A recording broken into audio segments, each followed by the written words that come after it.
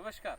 नाबार्ड अर्थसहाय्य जीवन नैसर्गिक शेती प्रकल्प संस्कृती संवर्धन मंडळ सरवळी आज दिनांक 31/1/2026 गाव गंगनबीड तालुका कंधार जिल्हा नांदेड येथील श्री विठ्ठल गायकवाड काका यांच्या शेतामध्ये आज आपण किनू तीळ आणि फळबाग या पिकांसाठी आपण जीवामृताचा प्रात्यक्षिक डेमो तयार करीत आहोत. जीवामृत तयार करण्यासाठी आपण घेतलेलं साहित्य एक प्लॅस्टिकचं 200 लिटर बॅरल, त्याच्यामध्ये 180 लिटर पाणी, त्यासोबतच 10 किलो गावरून घ्यायचं ताजं तेल, 10 लिटर गोमूत्र, 2 किलो गूळ, 2 किलो बेसन आणि बांधावरची सुपीक मुठभर माती हे सर्व घटक टाकून आता आपण हे प्रात्यक्षिक जीवामृत तयार करूया.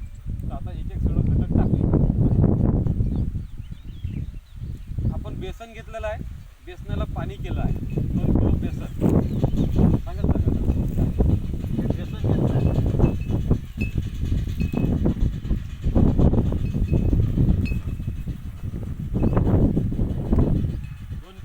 टाकलं आपण.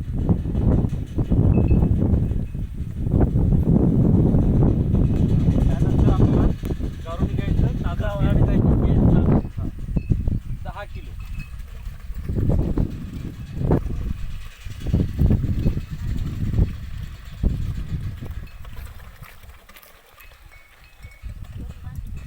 गूळ घेतलेला आहे, गुळाचं पाणी बनवलेलं आहे, पाण्यामध्ये टाकत आहोत टाकीमध्ये.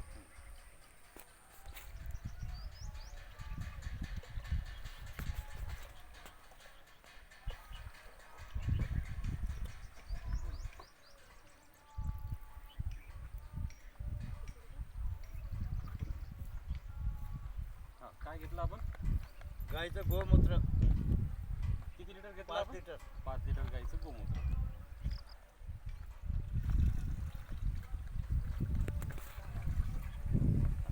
हे काय आपण बांधावरची माती घ्यायची असते.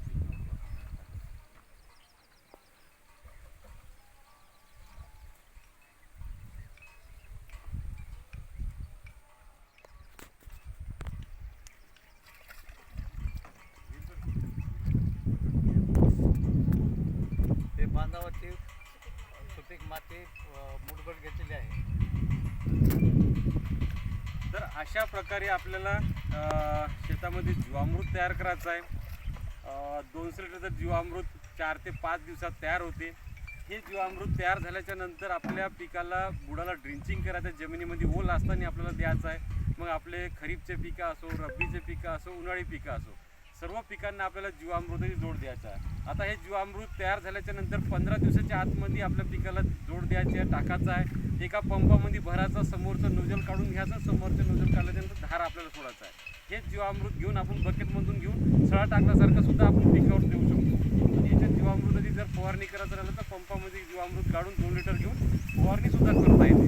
तर अशा प्रकारे शेतकरी बांधवांनी गंगनबीड आणि बाबुळगाव या दोन्ही गावातील शेतकरी बांधवांनी आपल्या पिकाला जीवामृताची सतत जोड द्यायची आहे. त्यामुळे आपल्या जमिनीमध्ये निर्जनच्या स्वरूपात कुठल्याही प्रकारचे अन्नघटक पिकाला मिळत राहणार आणि रासायनिक खताचा आपला खर्च वाचणार. अशा प्रकारे आता जीवामृत तयार केला आहे.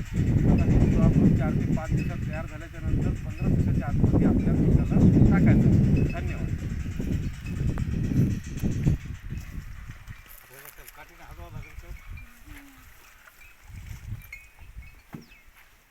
काढी नाही करा.